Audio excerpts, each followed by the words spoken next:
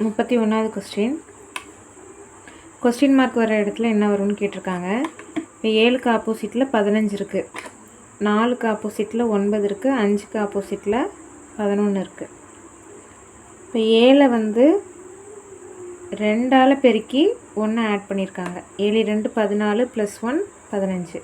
அது மாதிரி 4 பாருங்கள், 4 2 8 + 1 9, I 2 10 + 1 11. அதே மாதிரி தான் 8க்கும் 8 2 16 + 1 17. இப்போ ஆப்ஷன் 2. அடுத்தது 32வது கேள்வி. இங்கே 144 இருக்குது, இங்கே 256 இருக்குது. ரெண்டையும் கூட்டினோம் அப்படின்னா 400 கிடைக்கும். 400ஓட வர்க்கமூலம் 20. அதே போல் இங்கே 64 36 ரெண்டையும் கூட்டினா 100 கிடைக்கும். 100ஓட வர்க்கமூலம் 10. அதே மாதிரி தான் இங்கேயும் 9ஐயும் 16ஐயும் கூட்டினோம்னா 25 கிடைக்கும். 25ஓட வர்க்கமூலம் 5. அடுத்து 33வது கேள்வி. கேட்டில் என்பது 61 எனில் கிரேஸ் என்பது என்ன அப்படின்னு கேட்டிருக்காங்க.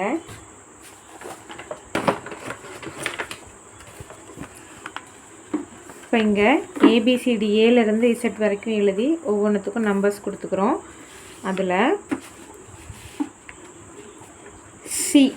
சியோட நம்பர் என்ன அப்படின்னு பார்த்தோம்னா 3. சியோட நம்பர் 3, ஏயோட நம்பர் 1, டீயோட நம்பர் 20, திரும்பவும் டீயோட நம்பர் 20, எல்லுக்கு 12, ஈக்கு 5. அப்போ கூட்டும்போது எல்லாத்தையும் கூட்டும்போது நமக்கு 61 கிடச்சிருக்கு. அப்போ அதே மாதிரி நம்ம இப்போ எதுக்கு கண்டுபிடிக்கணும்னா கிரேஸுக்கு கண்டுபிடிக்கணும். கிரேஸ்க்கு என்ன அப்படின்னு பார்க்கணும். இப்போ ஜிக்கு நம்பர் 7 ப்ளஸ் ஆரோட நம்பர் 18, ஏக்கு 1, இசட்டுக்கு 26, ஈக்கு 5. 18 7 25 26 52 57. ஆன்சர் வந்து 57. அடுத்தது பாப்புலர் என்பது இந்த மாதிரி எழுதியிருக்காங்க, மெஷின் என்பது இந்த மாதிரி எழுதியிருக்காங்க. என்ன குறியிடப்பட்டால் ப்ராப்ளம் என்பது என்ன அப்படின்னு கேட்டிருக்காங்க. இப்போ ஃபஸ்ட்டு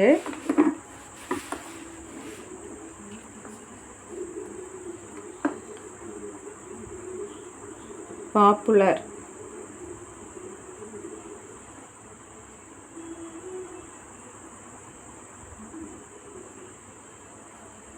இந்த மாதிரி போட்டிருக்காங்க. அடுத்தது மெஷின்.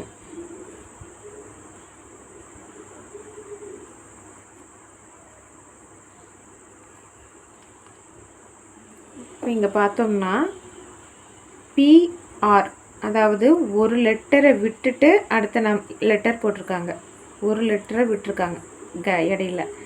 அதே மாதிரி இங்கே ஓக்கு பதிலாக ஆர் கொடுத்துருக்காங்க. ஓக்கும் ஆருக்கும் இடையில PQ 2 லெட்டர்ஸ் இருக்குது.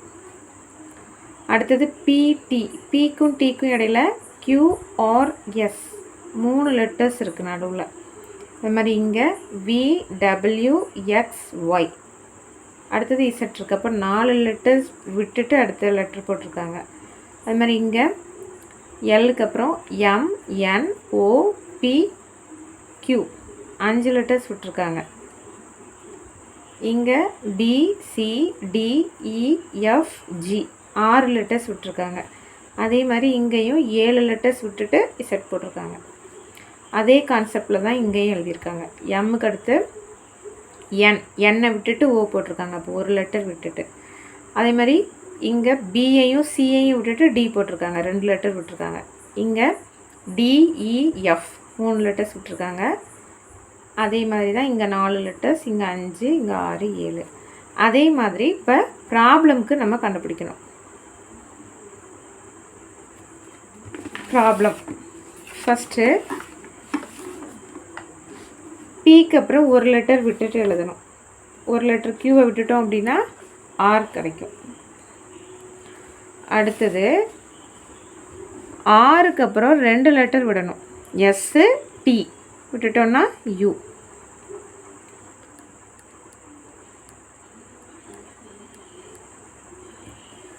அடுத்தது ஓக்கு அப்புறம் 3 லெட்டர்ஸ் விடணும்.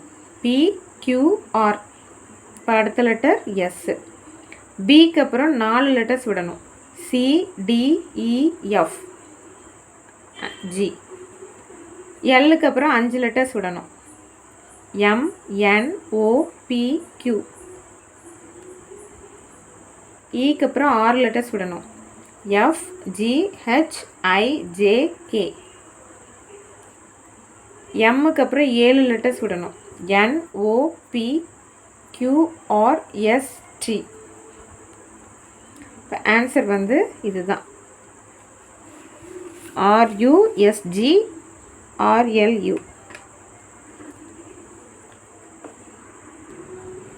அடுத்தது 35வது கொஸ்டின். 134 என்பது யூ ஆர் வெல். அதே மாதிரி ஒரு நம்பர்ஸாக கொடுத்துருக்காங்க. இப்போ இங்கே ஃபஸ்ட்டு 2 சென்டென்ஸையும் நம்ம கம்பேர் பண்ணணும். இங்கே 134 இருக்குது, அடுத்தது 718 இருக்குது. இது வந்து யூ ஆர் வெல்,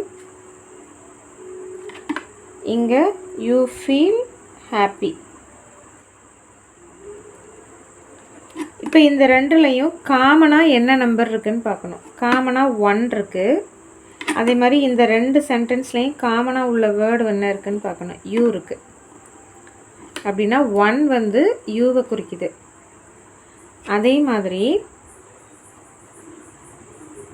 134ஐயும் 839ஐயும் கம்பேர் பண்ண போகிறோம்.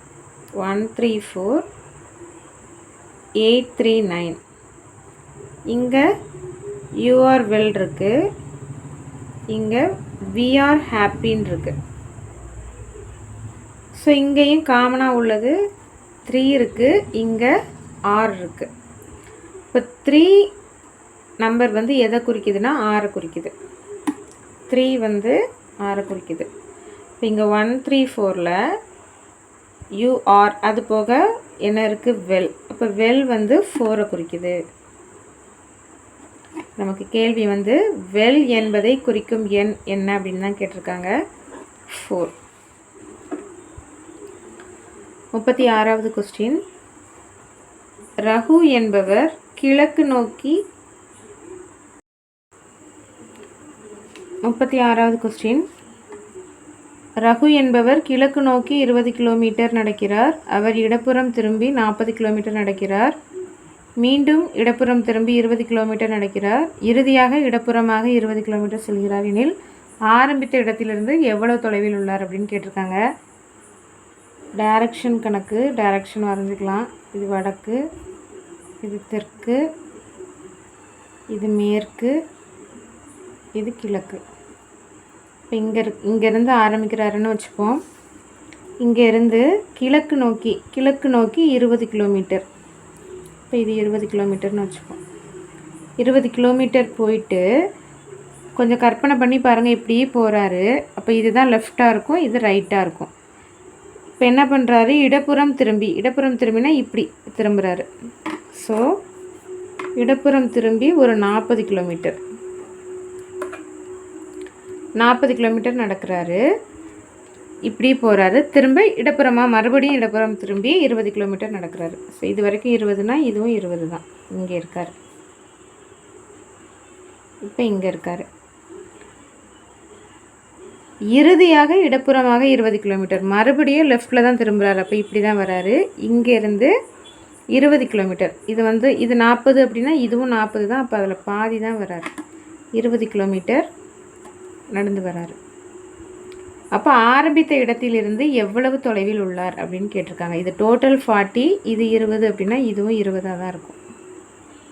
ஸோ ஆரம்பித்த இடத்திலிருந்து 20 கிலோமீட்டர் தொலைவில் இருப்பார். அடுத்தது கொடுக்கப்பட்டுள்ள வார்த்தைகளை அகரவரிசைப்படுத்தவும். அகரவரிசைப்படுத்துறதுக்கு முதல் எழுத்தை பார்க்கணும். முதல் எழுத்து எல்லாமே சேமாக தான் இருக்குது. அப்போ 2வது எழுத்தை பார்க்கணும். 2வது எழுத்தும் எல்லாமே சேம் தான், ஈ தான் இருக்குது. இப்போ 3வது எழுத்துக்களை பார்க்கணும். 3வது பார்க்கும்போது இங்கே எஸ் இருக்குது, ஏசிஏஎக்ஸ். இப்போ ஆல்ஃபபெட்டிக்கல் ஆர்டரில் ஃபஸ்ட்டு வர்றது நமக்கு ஏ தான். இப்போ நியர், நீட். இங்கேயும் ஏ இருக்குது, இங்கேயும் ஏ இருக்குது. அப்போ 4வது எழுத்தை பார்க்கணும். 4வது எழுத்து ஆர் இருக்குது, இங்கே டி இருக்குது. ஆர் டி ரெண்டில் முதல்ல எது வரும்? ஆர் தான் வரும். இப்போ ஃபஸ்ட்டு வரக்கூடியது நியர், அடுத்தது நீட், அடுத்தது மீதி 3 வேர்ட்ஸு. அதில் 3வது எழுத்துக்களை பார்க்குறோம். இங்கே எஸ் இருக்குது, சி இருக்குது, இங்கே எக்ஸ் இருக்குது. ஸோ எஸ்ஸு சி எக்ஸில் முதல்ல வரக்கூடியது சி தான். இப்போ நெக்கு, அடுத்தது எஸ்ஸு வரும், நெக்ஸ்ட்டு, லாஸ்ட்டாக தான் நெக்ஸ்ட். இப்போ ஆர்டர் வந்து BDCAE.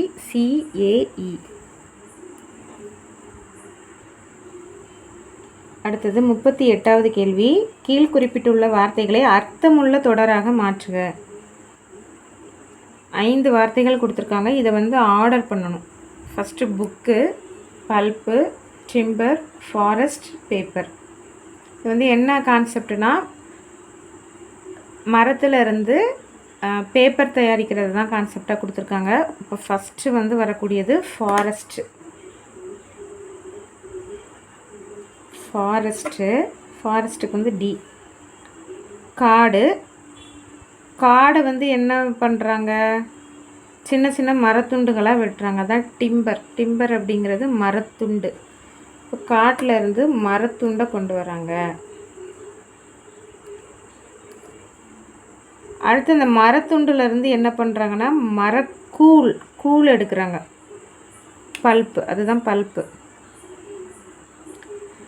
அந்த மரக்கூழ்லேருந்து பேப்பர் தயாரிக்கிறாங்க. அடுத்து பேப்பரை நல்லா பண்டலாக சேர்த்து தான் புக்கு தயாரிக்க முடியும். ஸோ ஆர்டர் வந்து DCBEA. 39வது கொஸ்டின். மைனஸ் என்பது ப்ளஸ் எனவும், ப்ளஸ் என்பது பெருக்கல் எனவும், பெருக்கல் என்பது வகுத்தல் எனவும், வகுத்தல் என்பது மைனஸ் எனவும் கொண்டால் இதோட வேல்யூ என்னன்னு கேட்டிருக்காங்க. 15. பெருக்கலுக்கு பதிலாக வகுத்தல் 5. கூட்டல் என்பது பெருக்கல்னு கொடுத்துருக்காங்க 4. கழித்தல் என்பது கூட்டல்னு கொடுத்துருக்காங்க 3. வகுத்தல் என்பது மைனஸ்னு கொடுத்துருக்காங்க 15. இப்போ போர்ட் மாஸ் ரூல் அப்ளை பண்ணணும். ஃபஸ்ட்டு வகுத்தல், பெருக்கல், கூட்டல், கழித்தல் ஆர்டர் படி தான் இருக்குது. இப்போ 15 5ஆல் வகுக்கிறோம் 3, 3 4ஆல் பெருக்கிறோம் 12, 12 கூட 3 கூட்டினா 15, 15 மைனஸ் 15 0. ஆன்சர் 0. அடுத்தது 40வது கொஸ்டின். A என்பது பெருக்கல் எனவும், B என்பது கூட்டல் எனவும், C என்பது வகுத்தல் எனவும், D என்பது கழித்தல் எனவும் கொண்டால் இதோட மதிப்பு என்ன? இப்போ 1/2, Cக்கு பதிலாக வகுத்தல் 1/4, Aக்கு பதிலாக பெருக்கல் 1/2, Bக்கு பதிலாக கூட்டல் 1, Dக்கு பதிலாக கழித்தல் 2. இதோட வேல்யூ. இதுவும் போர்ட் மாஸ் ரூல் படி வகுத்தல், பெருக்கல், கூட்டல், கழித்தல் ஆர்டர் படி. இப்போ ஃபஸ்ட்டு வகுத்தல் செய்யணும். வகுத்தல் செய்கிறதுக்கு என்ன பண்ணணும்? தலைகீழியால் பெருக்குவோம். இப்போ 1/2 பெருக்கல் 4/1, 1/4 4/1 எடுத்துக்கிறோம். இந்த 2க்கும் 4க்கும் அடிச்சுக்கலாம். 1 2 2 2 4. இப்போ இதோட வேல்யூ 2. இப்போ 2 × 1/2, 2 கேன்சல் பண்ணிக்கலாம். அப்போ இங்கே 1 இருக்கும். 1 + 1 2, 2 - 2 0. இப்போ 0 தான் ஆன்சர். அடுத்தது 41வது கேள்வி. கீழ்கண்டவற்றுள் எது சரி அப்படின்னு கேட்டிருக்காங்க. நிறைய ஆப்ரேஷன் பெருக்கல், வகுத்தல், கூட்டல், கழித்தல் எல்லாமே சேர்ந்து வந்திருக்கு. நம்ம போர்ட் மாஸ் ரூல் படி கரெக்டாக கண்டுபிடிச்சா இந்த 128 எதுக்கு கரெக்டாக வருது அப்படின்னு பார்க்கணும். இப்போ இங்கே ஃபஸ்ட்டு வகுத்தல் இந்த இடத்துல இருக்குது. அப்போ இதை தான் ஃபஸ்ட்டு நம்ம சால்வ் பண்ணணும். 7/7 1. இப்போ இங்கே 8 × 15 -1 + 9 இருக்குது. வகுத்தல் செஞ்சு முடிச்சிட்டோம். அடுத்தது பெருக்கல் 8 × 15. 8 × 15 என்ன வரும்? 120. இப்போ 120 மைனஸ் 1 ப்ளஸ் 9. அடுத்தது கூட்டல். 120ஐயும் 9ஐயும் கூட்டுறோம். 129 மைனஸ் 1. 129ல் 1 கழிச்சோம்னா 128. இப்போ இது கரெக்டாக இருக்குது. ஃபஸ்ட் ஆப்ஷனே நமக்கு கரெக்டாக தான் இருக்குது. So answer 1. அடுத்தது 42வது கேள்வி. 7 + 11 = 324. 8 + 12 400 எனில் 9 + 6 என்னன்னு கேட்டிருக்காங்க. இங்கே 7ஐயும் 11ஐயும் கூட்டினோம்னா 18 கிடைக்கும். 18ஓட ஸ்கொயர் தான் 324. இப்போ இந்த லாஜிக்கில் தான் பண்ணியிருக்காங்க. அது மாதிரி இங்கே 8ஐயும் 12ஐயும் கூட்டினா 20. 20ஓட ஸ்கொயர் 400. அதே கான்செப்டில் இங்கே பண்ண போகிறோம். 9ஐயும் 6ஐயும் கூட்டினா 15. இப்போ 15க்கு ஸ்கொயர் கண்டுபிடிக்கணும். 15 ஸ்கொயர் 225.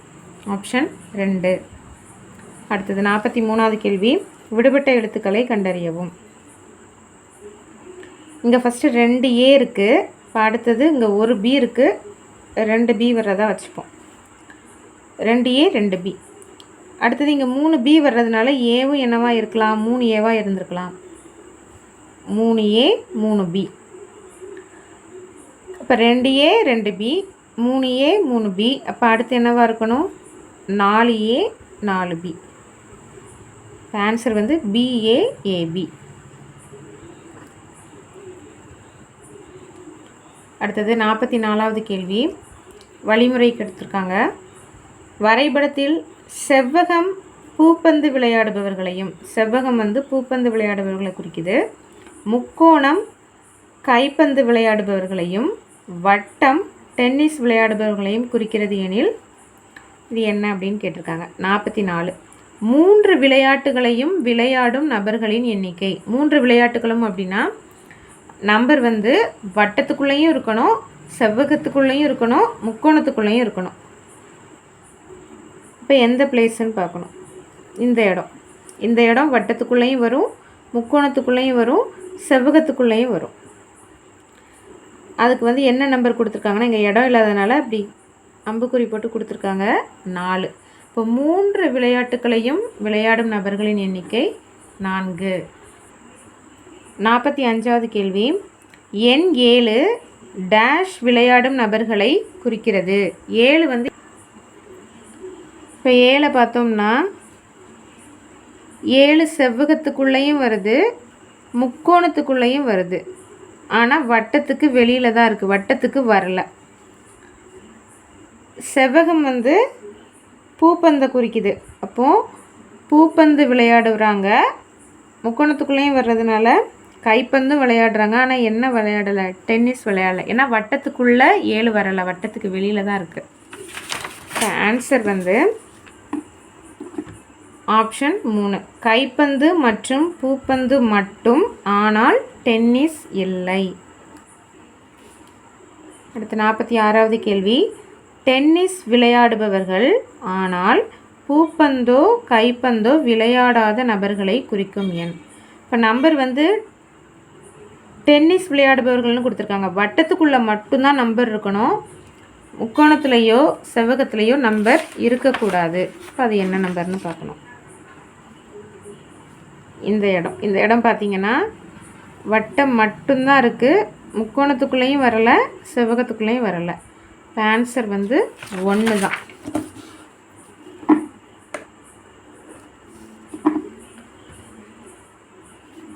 அடுத்தது 47வது கொஸ்டின். கொடுக்கப்பட்ட படத்தில் உள்ள முக்கோணங்களின் எண்ணிக்கை என்ன அப்படின்னு கேட்டிருக்காங்க. இப்போ ஒவ்வொன்றுத்துக்கும் நம்பர் கொடுத்துக்கலாம். இப்போ ஒவ்வொரு நம்பருமே ஒரு முக்கோணத்தை குறிக்குது. அப்போ இதில் தனித்தனியாக சிங்கிளாக எடுக்கும்போது ஒரு 8 முக்கோணங்கள் இருக்குது. 1 2 3 4 5 6 7 8. அடுத்தது இப்படி 2 2ஆக சேர்த்துக்கலாம். இப்போ இதை சேர்த்தோன்னா நமக்கு முக்கோணம் கிடைக்காது, இதை சேர்த்தோன்னா ஒரு முக்கோணம் கிடைக்கும். 2ஐயும் 3ஐயும் சேர்த்தோம்னா ஒரு முக்கோணம் கிடைக்குது. 4ஐயும் 5ஐயும் சேர்த்தோம்னா 1, 6 7 1, 1 8 1.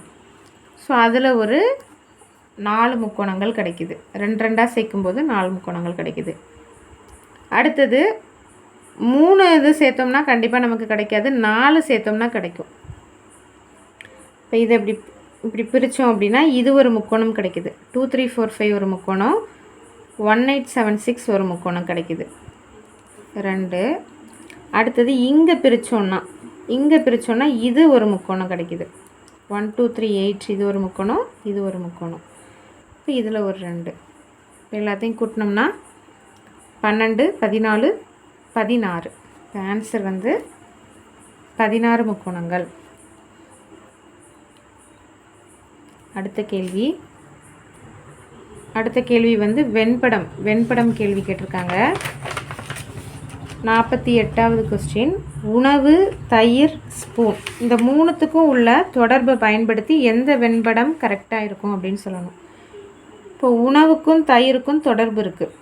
தயிர் வந்து ஒரு உணவு தான், சரியா? அப்போது உணவுக்குள்ளே தான் தயிர் வரும். ஸ்பூன் அப்படிங்கிறது அது தனி, இது ரெண்டுத்துக்கும் தொடர்பு இல்லை. இப்போ இந்த படம் தான் கரெக்டு. இப்போ இந்த படம் இருக்கிறது வந்து நமக்கு ஆப்ஷன் 2. ஆப்ஷன் 2ல் தான் இந்த படம் இருக்குது. ஆப்ஷன் 2 தான் கரெக்ட் ஆன்சர். அடுத்தது புரோட்டான்கள், எலக்ட்ரான்கள், அணுக்களுக்குள்ளே தான் புரோட்டான்களும் இருக்கும், எலக்ட்ரான்களும் இருக்கும். ஸோ இந்த படம் தான் கரெக்டு. ஆப்ஷன் 1.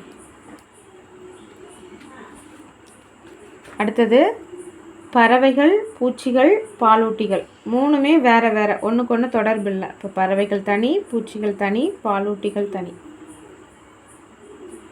ஆன்சர் வந்து இந்த படம் ஆப்ஷன் 4. அடுத்தது 51வது கேள்வி. ஒரு பகடையின் இருவேறு நிலைகள் தரப்பட்டுள்ளன. பகடையின் மேல் பக்கத்தில் எண் 3 உள்ளது எனில் அடிப்பக்கத்தில் உள்ள எண் என்னன்னு கேட்டிருக்காங்க. அதாவது 3க்கு ஆப்போசிட்டில் என்ன நம்பர் வரும் அப்படின்னு கேட்டிருக்காங்க.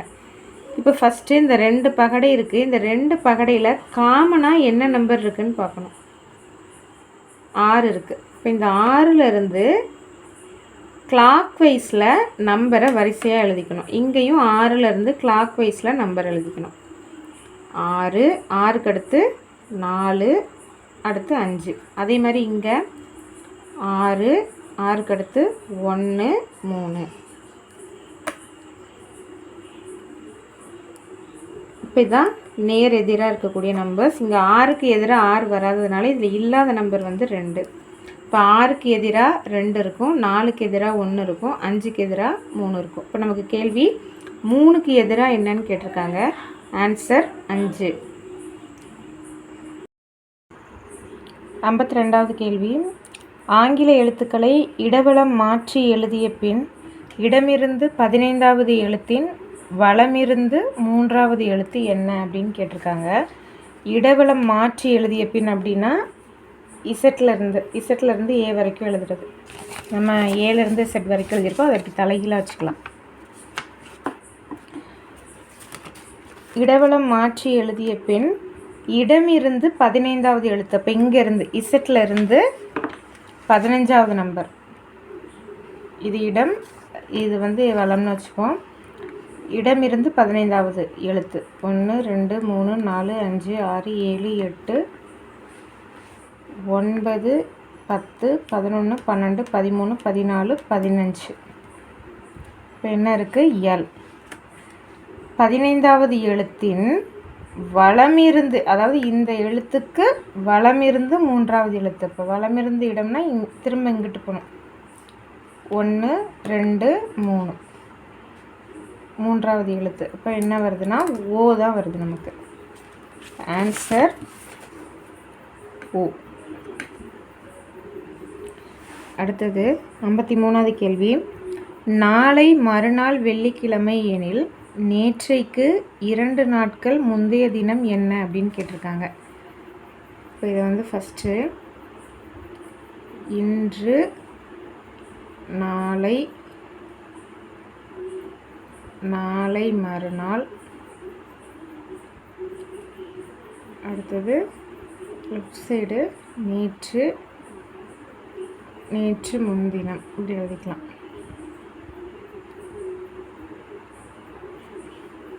இப்போ என்ன கொடுத்துருக்காங்கன்னா நாளை மறுநாள் வெள்ளிக்கிழமைன்னு கொடுத்துருக்காங்க. இப்போ நாளை மறுநாள் வெள்ளி. அப்போ இது என்னவா இருக்கும்? வெள்ளிக்கு முந்தின நாள் வியாழனாக இருக்கும். இப்போ இன்னைக்கு புதனாக இருக்கும்.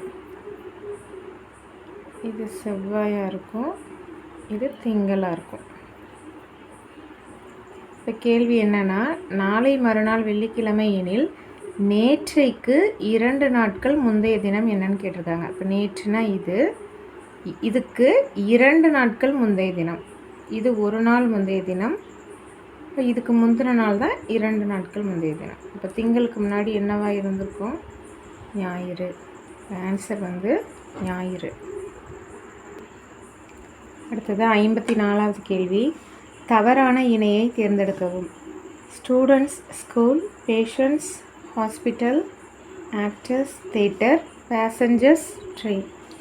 ஸ்டூடெண்ட்ஸு ஸ்கூலில் இருப்பாங்க, பேஷண்ட்ஸு ஹாஸ்பிட்டலில் இருப்பாங்க, அது மாதிரி பேசஞ்சர்ஸும் ட்ரெயினில் இருப்பாங்க. ஆனால் ஆக்டர்ஸ் தேட்டரில் இருப்பாங்களா? கிடையாது. இப்போ தவறான இணை வந்து ஆக்டர்ஸ் தேட்டர். அடுத்தது வழிமுறை கொடுத்துருக்காங்க. பின்வரும் குறிப்புகளை படித்து அதனை தொடர்ந்து வரும் வினாக்களுக்கு விடையளிக்கவும். வெள்ளை, கருப்பு, நீலம், சிவப்பு, மஞ்சள், இளஞ்சிவப்பு மற்றும் பச்சை நிற பைகள் 7 பின்வருமாறு வைக்கப்பட்டுள்ளன. இப்போ வரிசையாக 7 பைகள் இருக்குது. 1 2 3 4 5 6 7. இதில் கருப்பும் மஞ்சளும் மத்தியில் உள்ள பைக்கு பக்கத்தில் உள்ளன. இப்போ இதில் மத்தியில் இந்த 7 பைகளில் மத்தியில் வந்து இந்த பை தான், 4வது பை தான் மத்தியில் உள்ள பையும். கருப்பும் மஞ்சளும் மத்தியில் உள்ள பைக்கு பக்கத்தில் உள்ளன.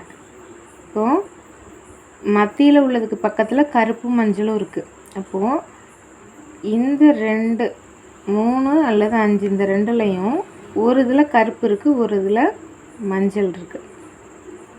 எதில் கருப்பு எதில் மஞ்சள்னு நமக்கு தெரியல. மத்தியில் உள்ள பைக்கு பக்கத்தில் தான் சொல்லியிருக்காங்க. கருப்பு இங்கேயும் இருக்கலாம், இங்கேயும் இருக்கலாம், அது மாதிரி மஞ்சள் இங்கேயும் இருக்கலாம், இங்கேயும் இருக்கலாம். இந்த 2 இதில் ஏதோ ஒரு இடத்துல இருக்குது. பச்சையும் சிவப்பும் மத்தியிலும் இல்லை, ஓரங்களிலும் இல்லை. பச்சை கலரும் சிவப்பு கலரும் சென்டர்லேயும் கிடையாது, ஓரத்துலேயும் கிடையாது. இப்போ இங்கே 2 கருப்பு மஞ்சள் வருது. அப்போ அது எங்கே இருக்கணும்? 2 6 2 6 இது 2லையும் ஒரு பையில் பச்சை நிற பை இருக்குது, இன்னொன்றில் சிவப்பு நிற பை இருக்குது. 2 6 ஒரு இதில் பச்சை, ஒரு இதில் சிவப்பு, எதில் வேணாலும் இருக்கலாம்.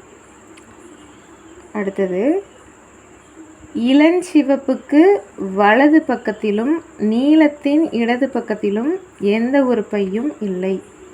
அதாவது இளஞ்சிவப்புக்கு வலது பக்கத்தில் எதுவுமே இல்லை அப்படின்னு சொல்லியிருக்காங்க. அப்படின்னா என்ன அர்த்தம்? அது கார்னரில் இருக்குதுன்னு அர்த்தம். ரைட் சைட் கார்னரில் இருக்குது இளஞ்சிவப்பு.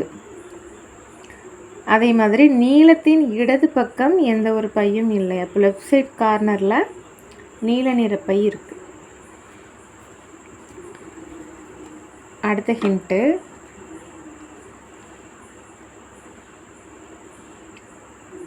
மஞ்சள் நிற பை வலமிருந்து 3வதாகவும் சிவப்பு நிற பைக்கு இடப்புறத்திலும் உள்ளது. மஞ்சள் நிற பை வலமிருந்து 3வதாக இருக்குதுன்னு சொல்லியிருக்காங்க. வலம்னா இந்த சைடு, இதிலேருந்து 3வது 1 2 3. அப்போ மஞ்சள் வந்து இதில் இருக்குது. இதில் மஞ்சள் இருக்குன்னா கண்டிப்பாக 3ல் வந்து கருப்பு தான் இருக்கும். ஏன்னா அது மத்தியில் உள்ள பைக்கு பக்கத்தில் இருக்குன்னு சொல்லியிருக்கோம் இல்லையா? அப்போ மஞ்சள் இங்கே, கருப்பு இங்கே. அடுத்து என்ன சொல்லியிருக்காங்க? அந்த மஞ்சள் நிற பை எப்படி இருக்குன்னா சிவப்பு நிற பைக்கு இடதுபுறத்தில் உள்ளது. சிவப்புக்கு இடதுபுறம் மஞ்சள். அப்போ சிவப்பு கண்டிப்பாக இங்கே தான் இருக்குது. இப்போ சிவப்பு இங்கே இருக்குன்னா 2வது பையில் வந்து பச்சை இருக்குது. இது வந்து நீலம். ஃபஸ்ட்டு பை வந்து நீலம். இப்போ நீலம், பச்சை, கருப்பு, இங்கே மஞ்சள், சிவப்பு, இளஞ்சிவப்பு. அப்போ சென்டரில் என்ன இருக்கும்? இந்த 6 இல்லாததுன்னா வெள்ளை தான். இப்போ சென்டரில் வெள்ளை நிற பை இருக்குது. இப்போ கேள்விக்கு வருவோம். நடுவில் இருக்கும் பை என்ன? நடுவில் இருக்கும் பை வெள்ளை. இடமிருந்து 5வதாக வைக்கப்பட்டுள்ள பை. 1 2 3 4 5 மஞ்சள். வலமிருந்து இரண்டாவதாக இருக்கும் பை என்னன்னு கேட்டிருக்காங்க. வலமிருந்து 2 சிவப்பு. ஸோ வலமிருந்து இரண்டாவதாக இருக்கும் பை சிவப்பு. அடுத்த கேள்வி 58. ஒரு டென்னிஸ் விளையாட்டு வீரர் தான் இதுவரை விளையாடிய ஆட்டங்களில் 90% வெற்றி பெற்றுள்ளார். அவர் 20 ஆட்டங்களில் தோற்றுள்ளார் எனில் அவர் வெற்றி பெற்ற ஆட்டங்களின் எண்ணிக்கை என்ன? இப்போ 90% வெற்றி பெற்றிருக்காரு அப்படின்னா 10% தோற்றுருக்காருன்னு அர்த்தம். ஏன்னா மொத்தம் அப்படிங்கும்போது 100%, வெற்றி 90% அப்படின்னா தோல்வி 10%. அந்த 10% எத்தனை ஆட்டங்களை குறிக்குதுன்னா 25 ஆட்டங்களை குறிக்குது. அப்படின்னா வெற்றி பெற்ற ஆட்டங்கள் என்ன அப்படின்னு எத்தனை அப்படின்னு கேட்டிருக்காங்க. இப்போ மொத்த ஆட்டங்களின் எண்ணிக்கையை எக்ஸ்ன்னு வச்சுக்கலாம். அந்த எக்ஸில் 10%, சதவீதம்னாலே என்ன, 100க்குன்னு அர்த்தம். இப்போது 10/100ன்னு எழுதிக்கலாம் 10%. மொத்தத்தில் 10%ங்கிறது எதை குறிக்குது, எத்தனை ஆட்டங்களை குறிக்குது, 25 ஆட்டங்கள். இப்போ இதில் இருந்து எக்ஸோட வேல்யூ கண்டுபிடிச்சிட்டோன்னா மொத்த ஆட்டங்கள் நமக்கு தெரிஞ்சிடும். இங்கே 0 0 கேன்சல். அப்போ எக்ஸ் இஸ் ஈக்குவல் டு 25, இங்கே பை 10 பெருக்கல் 10 போயிடும். இப்போ 250. இப்போ இங்கே 250ங்கிறது மொத்த ஆட்டம். நமக்கு என்ன கேட்டிருக்காங்க, வெற்றி பெற்ற ஆட்டங்கள் கேட்டிருக்காங்க. தோற்றது 25 அப்படின்னா அதை கழிச்சிடலாம். அப்படியே 250ல் 25 போச்சுன்னா 225. இப்போ வெற்றி பெற்ற ஆட்டங்கள் 225. அடுத்த கொஸ்டின் 1க்கும் 4க்கும் உள்ள தொடர்பு 5ன்னு கொடுத்துருக்காங்க. அது மாதிரி 2 5க்கு 12, 3 6க்கு 21, இப்போ 8 11க்கு என்னன்னு கேட்டிருக்காங்க. இங்கே என்ன பண்ணியிருக்காங்கன்னா அந்த 2 நம்பரையும் பெருக்கி அது கூட ஃபஸ்ட்டு நம்பரை ஆட் பண்ணியிருக்காங்க. ஒரு நாள் 4, 4 + 1 5. அது மாதிரி 2 5 10, 10 கூட அந்த 2 கூட்டியிருக்காங்க 12, 3 6 18, 18 கூட 3 கூட்டியிருக்காங்க 21. அதே மாதிரி தான் இங்கேயும் 8 11 88, 88 கூட 8 கூட்டணும். இப்போ 88 + 8 96. இப்போ 96 தான் ஆன்சர். 60வது கொஸ்டின். ஒரு குறியீட்டு முறையில் A, B மற்றும் C ஆகியவை 0 முதல் 9 வரையிலான மதிப்பை கொண்டுள்ளன. அம்முறையில் ABA + ABC + ACC = 1416 எனில் ABCயின் மதிப்புகள் முறையே அப்படின்னு கேட்டிருக்காங்க. இதில் நம்ம ஒவ்வொரு ஆப்ஷனையும் ABCக்கு பதிலாக பிரதிட்டு பார்க்க போகிறோம். எது கரெக்டாக வருதோ அதுதான் ஆன்சர் நமக்கு. இப்போ இது ஃபஸ்ட் ஆப்ஷன் எடுத்துக்கலாம். ஏக்கு பதிலாக 4 போட போகிறோம், பிக்கு பதிலாக 7 போட போகிறோம், சிக்கு பதிலாக 6 போட போகிறோம். அப்படின்னா ஏபிஏ அப்படிங்கும்போது 4 7, திரும்ப ஏயோட மதிப்பு 4. அடுத்தது ஏக்கு பதிலாக 4, பி 7, சி 6. அடுத்தது ஏக்கு பதிலாக 4, சி 6 6. இது 3 கூட்டினா இந்த ஆன்சர் வருதா அப்படின்னு பார்க்க போகிறோம். வந்துச்சுன்னா இதுதான் ஆன்சர். அப்படி வரல அப்படின்னா நெக்ஸ்ட் ஆப்ஷனை நம்ம சப்ஸ்டியூட் பண்ணி பார்க்க போகிறோம்.